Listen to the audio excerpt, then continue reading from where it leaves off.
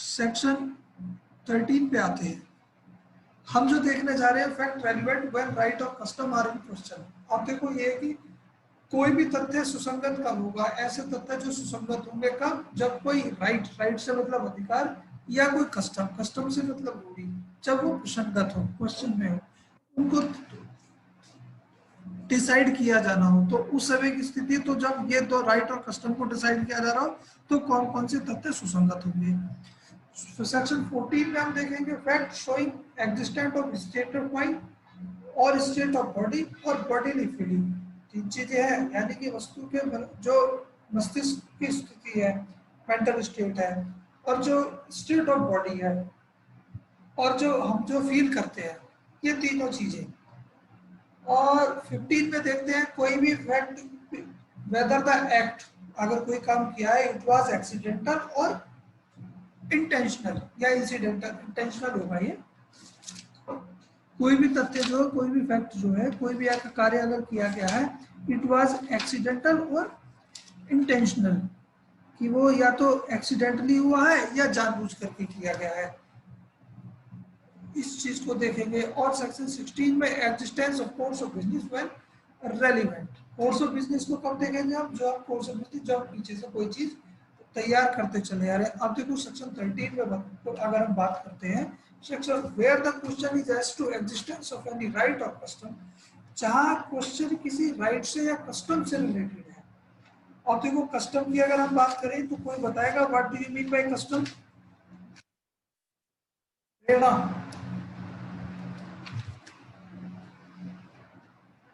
Prerna, what do you mean bye custom?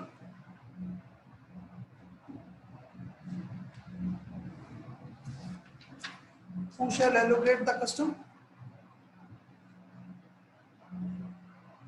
Priya, hello आप बोल रहे बेटा। सर, कस्टम को हम एक लॉन्ग एस्टैब्लिश प्रैक्टिस कहेंगे जो कि सर्टेन हो और एंटिक्विटी मतलब काफी ओल्ड प्रैक्टिस वो हो, यूनिफॉर्म हो और जो कि कंसिस्टेंट हो और पब्लिक पॉलिसी को अपोज ना करती हो। और कोई बताएगा?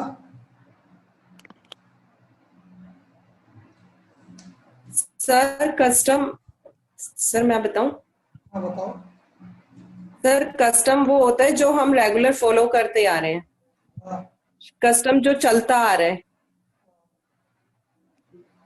देखो दर अगर पीढ़ी। तो देखो सबसे बड़ी हाँ जी। प्रॉब्लम बेटा ये है, रुको अभी आप, सबसे बड़ी प्रॉब्लम ये है, देखो आप सभी लॉ के स्टूडेंट हैं, और जो लॉ के स्टूडेंट्स हैं उनसे अगर कोई लॉ का क्वेश्चन पूछा गया है तो ये अपेक्षा की जाती है उस लॉ की प्रॉपर लैंग्वेज में। लॉ की proper language in the sense ये है कि यस उस यस भाषा में वो जवाब देंगे कि जिससे कि वो लगे कि हाँ कोई चीज बताई गई है, कही गई है और वो रिलेटेड है। अब मान लीजिए अगर आप कस्टम की बात करते हैं तो कस्टम एक नियम है, एक रूल है। कौन सा? Custom is a rule by reason of prevailing over a long duration in a specific family or among the person residing in a particular place has acquired the force of law। यानी कि रूढ़ी एक ऐसा नियम है जो किसी विशिष्ट परिवार में या किसी विशिष्ट स्थान पर बसने वाले व्यक्ति में बहुत दिनों से प्रचलित होने के कारण विधि की शक्ति प्राप्त कर देती है। यानी कि सीधा सा कस्टम इज ए रूल, एक ऐसा नियम जो किसी पर्टिकुलर फैमिली में और पर्टिकुलर प्लेस पे एक लंबे समय से जो चल आ रहा है, इसी कारण से वो लॉ की फोर्स प्राप्त कर लेता है, दैट इज कॉल्ड कस्टम। अब देखो अब दो चीजें हैं, एक होता है कस्टम और एक होता है यूसेज। कस्टम और यूसेज की अगर हम बात करें तो लगभग दोनों ही एक सी है, बस इसमें माइन्यूट सा अंतर है। वो क्या है? इनकी प्राचीनता का। प्राचीनता कस्टम की अगर हम बात करें तो एंटीक होनी चाहिए, एंटिक्विटी यानी कि बहुत प्राचीन होनी चाहिए, और जबकि प्रथा के लिए ये कोई ऐसी आवश्यक नहीं है। अब देखो क्वेश्चन ये उठता है कि what are the essential of a valid custom. और मेनली अगर हम देखा जाए तो किसी भी कस्टम के लिए, वैलिड कस्टम के लिए क्या क्या आवश्यक तत्व होते हैं। अब ये चीज पर क्या है, सभी लोग ज्यूरिस्प्रूडेंस में व्हेन कस्टम बिकम्स लॉ, कोई भी प्रथा विधि का रूप कब धारण करती है, कुछ आवश्यक शर्तें हैं, इसके कुछ आवश्यक तत्व है, जब वो पूरे हो जाए तो वो एक प्रथा विधि का रूप धारण कर लेती है।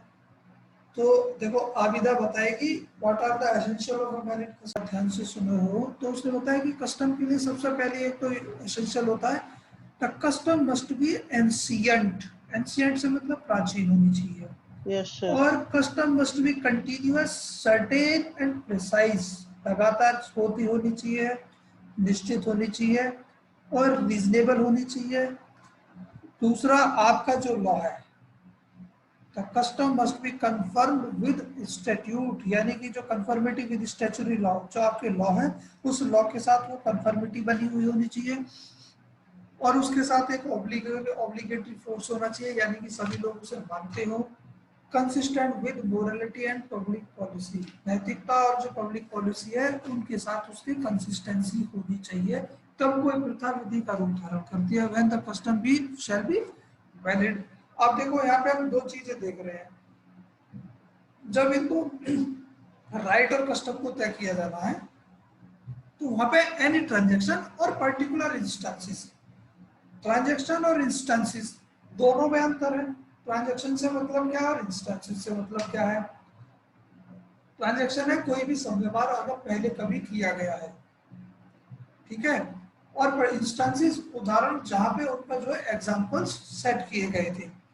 तो ये कह रहा है कि any transaction by which the right और custom in question was created, कोई ऐसा संव्यवहार जिसके द्वारा किसी राइट को या कस्टम को क्रिएट किया गया था, क्लेम किया गया था, मॉडिफाइड किया गया था, रिकॉग्नाइज मान्य किया गया था, असर्टेड और डिनाइड, उसको माना गया था नहीं माना गया था, ये सभी क्या है, which was inconsistent with its existence, ये सभी क्या होंगे, ये ऐसे तथ्य सभी रेलिवेंट फैक्ट होंगे किस चीज में, उस राइट और कस्टम को डिसाइड करने में। यानी कि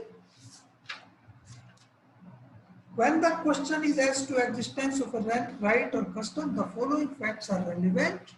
Any transaction by which the right or custom in question was created, claimed, modified, recognized, asserted or denied, or which was inconsistent with its existence, और वो सभी तथ्य जो इसके अस्तित्व के विरोधाभासी था वे भी सब क्या है, सुसंगत होंगे। दूसरा ये कह रहा है कि पर्टिकुलर इंस्टेंसेस, कोई विशिष्ट उदाहरण, कोई जो विशिष्ट समय पर क्या क्या क्या किया गया हो, इन विच द राइट और कस्टम वाज क्लेम, उसमें क्लेम किया गया हो, रिकॉग्नाइज किया गया हो और एक्सरसाइज यानी कि उसे यूज किया गया हो, और in which it's exercise was disputed, या उस पर्टिकुलर इंस्टेंसेस में उसके जो यूज किया जा रहा था वो डिस्प्यूटेड हो गई हो, असर्टेड और डिपार्टेड फ्रॉम, वे सभी क्या है, रेलिवेंट होंगे। अब देखो इसको समझने के लिए इसका जो इलस्ट्रेशन है वो इलस्ट्रेशन आपको बताता है कि आखिर जो सेक्शन 13 है वो है क्या। देखो इसके लिए प्राची, Yes, sir. बेटा पढ़ना इसको इलस्ट्रेशन को। The question is whether A has right to a fishery. बस रुक जाओ, देखो बेटा जैसे जैसे बोलता रहो तब तक पढ़ना। ये कह रहा है कि the question is whether A has a right to a fishery.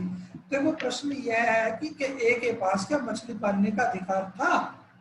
अब इसके बाद पढ़ना, A deed conferring the fishery on A's ancestors, a mortgage of हाँ रुको एक minute, a deed conferring the fishery on A's ancestors, यानी कि जो ए के पूर्वज है उनके द्वारा जो राइट टू फिशरी है, मछली पालने का अधिकार जो है, एक डीड के द्वारा ए के पूर्वजों को दिया गया था। देखो क्या है ये, यानी कि ये राइट वहां पर क्रिएट हुआ, किसमें, ये पहला दे रहा है, any transaction by which the right of custom in question was created. तो ये जो ट्रांजेक्शन है, इस ट्रांजेक्शन के द्वारा right to fishery has been created by a deed, उसको डीड के द्वारा कन्फर्ड किया गया। उसके आगे बोलना, a subsequent grant of fishery by father. A mortgage of fishery by A's father, और ए के पिता के द्वारा जो फिशरी है, वो जो मछली पालने का अधिकार था उसको मॉर्गेज किया गया। अब देखो क्या, whether a right to fishery can be mortgaged, कौन बताएगा। जो मछली पालने का अधिकार है, whether it can be mortgaged. Divya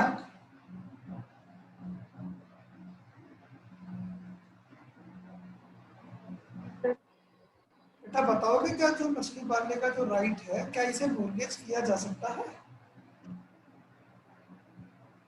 sir yes. कैसे? यस अच्छा, what is the difference between mortgage and pledge?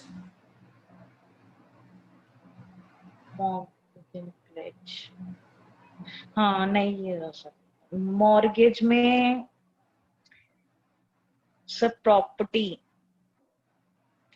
होनी चाहिए। Confuse sir. प्लेज में है ना मूवेबल गुड्स नहीं होते हाँ बेटा, सर, मूवेबल गुड्स। हाँ मूवेबल भी होते हैं, इमूवेबल भी होते हैं। मैं तो बस ये पूछ रहा हूँ what is the difference between plays and mortgage? Mortgage और प्लेज में क्या अंतर है?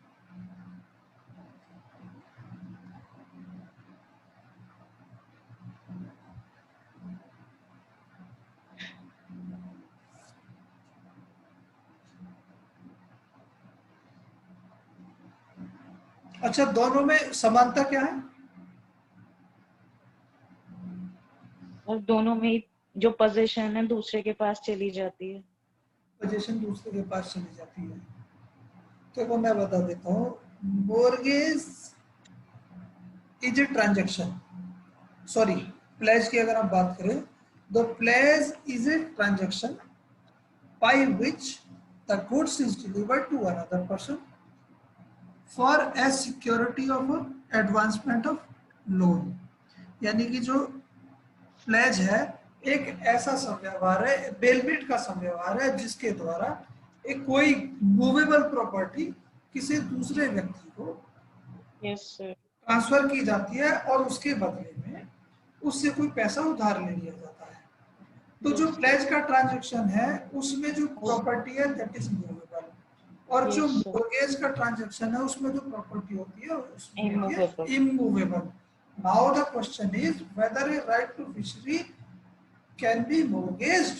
क्या जो मछली पालने का अधिकार है वो मोर्गेज किया जा सकता है? अनीस,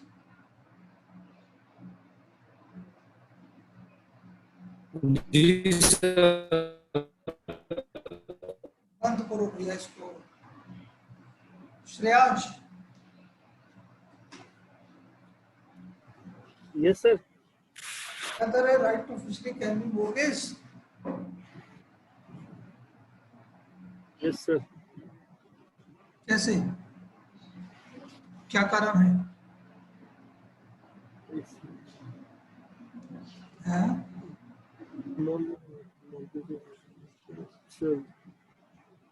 मोर्गेज में तो ये कह रहा है कि जो property must be immovable property होनी चाहिए। सर मैं बताऊं, बताओ आप। सर जो भी वो लेक है या जो भी वो जगह है जहाँ से फिशरी होगी वो सर इमूवेबल, वो दरिया उठा के या समुद्र उठा के तो कहीं लेके नहीं जाया जा सकता ना। अच्छा, मुझे ऐसा लगता है, may be I could be wrong. Immovable property की जब हम बात करते हैं तो वहां दिया हुआ है immovable property does not include growing timber, grass और थिंग्स अटैच्ड टू अर्थ। लेकिन Yes, sir. जब इमूवेबल प्रॉपर्टी की हम प्रॉपर डेफिनेशन देखते हैं वो मिलती है आपको जनरल क्लॉजेज एक्ट में। जनरल क्लॉजेज एक्ट में बताया गया what do you mean by immovable property. Immovable property means and include land और benefit Yes, arising sir. Out of land, यानी कि भूमि और भूमि Yes. से उत्पन्न होने वाले जितने भी बेनिफिट है they all are also immovable property. Now the right to fishery is a attached to land, that's why it is called a immovable right, immovable property and immovable right, that's why a right to fishery can be mortgaged। अभी clear है? Yes, sir. ठीक है। दिव्या, ओ sorry Prachi, आप पढ़ रहे थे बेटा इसको, यहाँ कह रहे a deed conferring the fishery on his ancestor, a mortgage of fishery by his father। Prachi आगे पढ़ना। Sir, हाँ।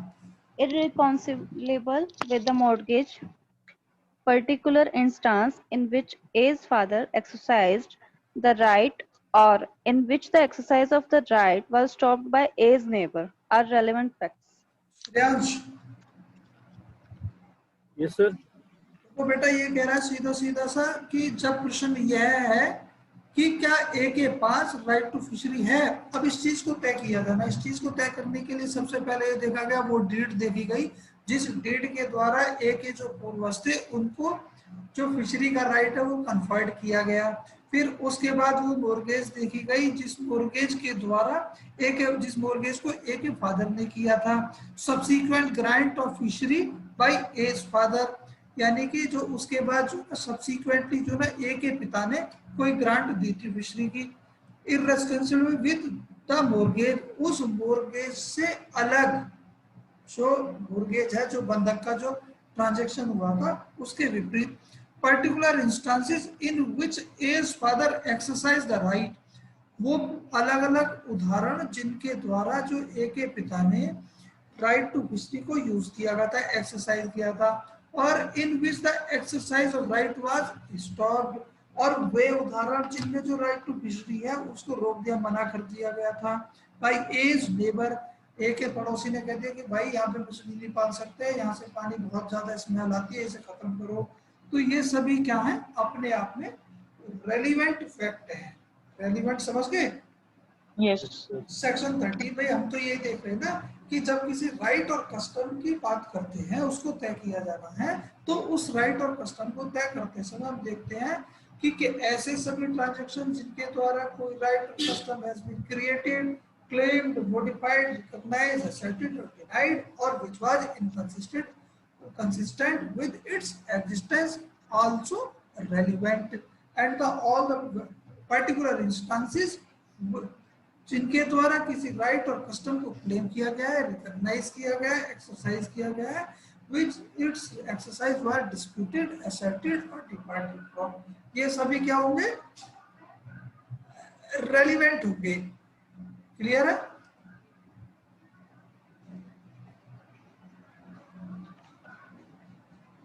आगे चले भैया। अब देखो इसके सेक्शन 13 के आप जो है आप ये रजिस्ट्रेशन देख लिया। अब इसके बाद आ जाइए सेक्शन 14 पे। 14 का कस्टम, 13 देख लीजिए। Custom is a rule which by reason of prevailing over a long duration in a specific family, custom का एक ऐसा नियम है जो किसी विशिष्ट परिवार में लंबे समय से यूज किया जा रहा है, और among the person residing in a particular place, या किसी विशिष्ट स्थान पर किसी व्यक्तियों के द्वारा जो यूज किया जा रहा है, as acquired the force of law, अगर वो लॉ की फोर्स प्राप्त कर लेता है, that is called custom. Both custom और usage की अगर मतलब usage and custom are same thing, but the only difference is of antiquity, उसमें जो प्राचीनता है केवल यही एक अंतर है, जो कस्टम है वो प्राचीन होनी चाहिए। Usage lakhs the necessity of antiquity, usage के लिए जो है आपको किस प्राचीन होना आवश्यक नहीं है। फैक्ट रेलेवेंट व्हेन राइट और custom are in question, right according to High Court of Calcutta, a right means, अब देखो राइट क्या है, intangible right, while on other hand High Court of Bombay and Madras, right means both tangible और intangible right। देखो tangible और intangible क्या है, एक होता है, कोई बताएगा मुझे what do you mean tangible और intangible? Sir, which can be perceived by our senses, वो tangible होता है। और which cannot be perceived by senses, that is called intangible, like copyright, patent। Yes. ठीक है? Yes. भाई सीधा सा, एक होती है टेंजिबल प्रॉपर्टी, एक होती है इंटेंजिबल प्रॉपर्टी। टेंजिबल प्रॉपर्टी वो होती है that can be hold by physically hold किया जा सकता है, और जो इंटेंजिबल प्रॉपर्टी है उसके ऊपर हमारा एक पोजीशन दो तरीके का होता है, एक होता है एनिमस पोजीशन, एक होता है corpus possession. Anybody as who can tell that what do you mean by animus और कॉर्पस?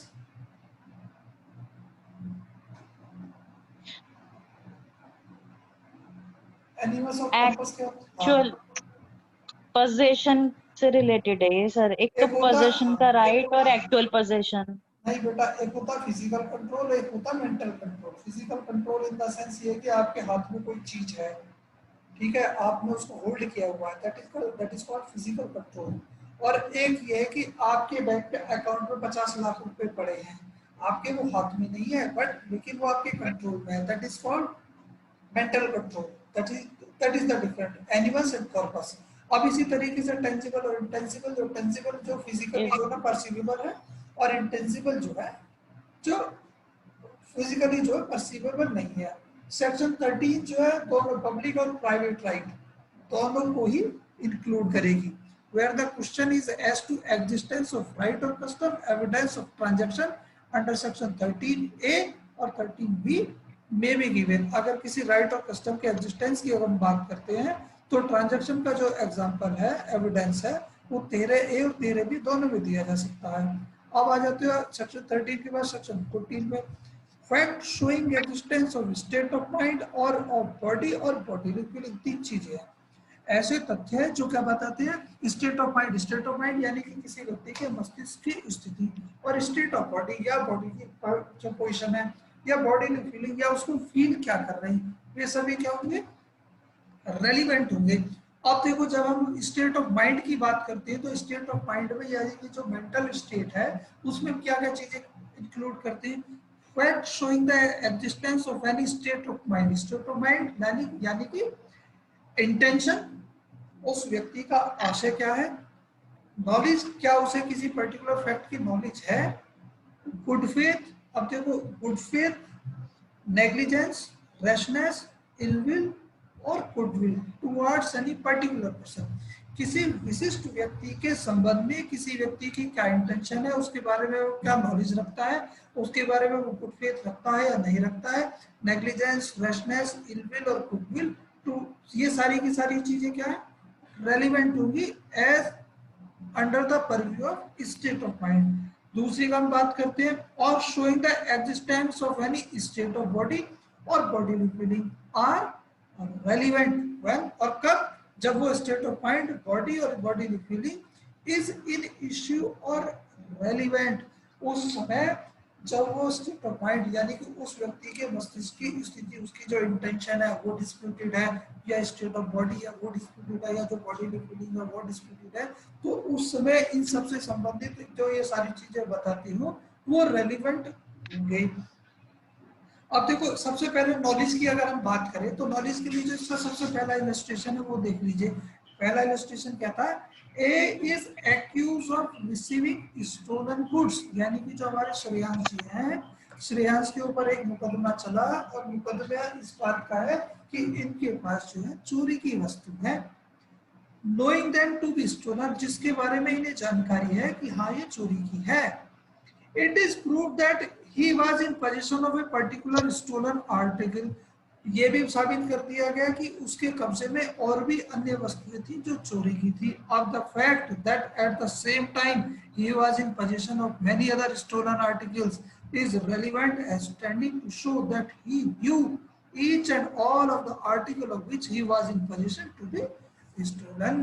यानी कि इनके पास से 10 मोबाइल मिले, 10 में से एक चोरी का है। अगर क्वेश्चन ये है तो जो बाकी 9 इनके पास से और मिले अगर वे भी चोरी के हैं तो ये मान लिया जाएगा कि इन्हें इस बात का ज्ञान था, इस बात की जानकारी थी, नॉलेज थी कि इनके कब्जे में जितने भी पर्टिकुलर मोबाइल हैं they all are stolen goods. Stolen goods को, स्टोलन प्रॉपर्टी को कहाँ डिफाइन किया हुआ है, आईपीसी। आईपीसी में सेक्शन कौन सा होगा बेटा, सर सेक्शन में ध्यान आ रहा, 300 सर 409 400 409 नहीं नहीं 410 तो नहीं होगा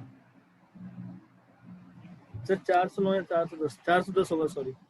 लो एक बार, सबके बाद देखो लैपटॉप है, मोबाइल है, इंटरनेट है, बराबर में बेरख भी रखे हुए होंगे, देख लिया करो तुम, कोई दिक्कत थोड़ी है। 410 है। हाँ 410 ठीक है। अब इसके बाद देखो इलस्ट्रेशन बी पे आ जाओ। इलस्ट्रेशन बी जो कहता है ए में भी नॉलेज की बात करेगा। A is accuse of fraudulently delivering to another person a counterfeit coin, यानी कि जो श्रेयांश है, श्रेयांश के ऊपर एक मुकदमा चला, इन्होंने जो ना नकली नोट हर्षित मेहता जी को दे दिए, ठीक है, which at the time when he delivered he knew to be counterfeit. Shreyansh को पता था कि ये तो फर्जी नोट दे रहा, जाली नोट दे रहा हर्षित मेहता जी को। अब आगे चलो, the fact at the time of the gift delivery, जिस समय इन्होंने ये दिए थे किसको, हर्षित मेहता जी को, A was possessed a number of other pieces of counterfeit coin is relevant. उस समय इनके पास और भी गड्डियां थी नकली नोटों की। ये सब क्या है, सुसंगत तथ्य होंगे। अब जो काउंटरफीट है, काउंटरफीट को सेक्शन 28 आईपीसी में डिफाइन किया हुआ है। तो काउंटरफीट से मतलब क्या है, ये भी नॉलेज की हम बात करते हैं। अब इसके बाद देखो बेटा, आगे देखो, मेन चीज है कि इंटेंशन। इंटेंशन के लिए आप देख लो, जो इसका इलस्ट्रेशन ई है, वहां दिखा था A is accuse of defaming B by publishing an imputation intended to harm the reputation of B. जो ए है, ए के ऊपर एक मुकदमा चलता है इस बात का कि उसने बी के मान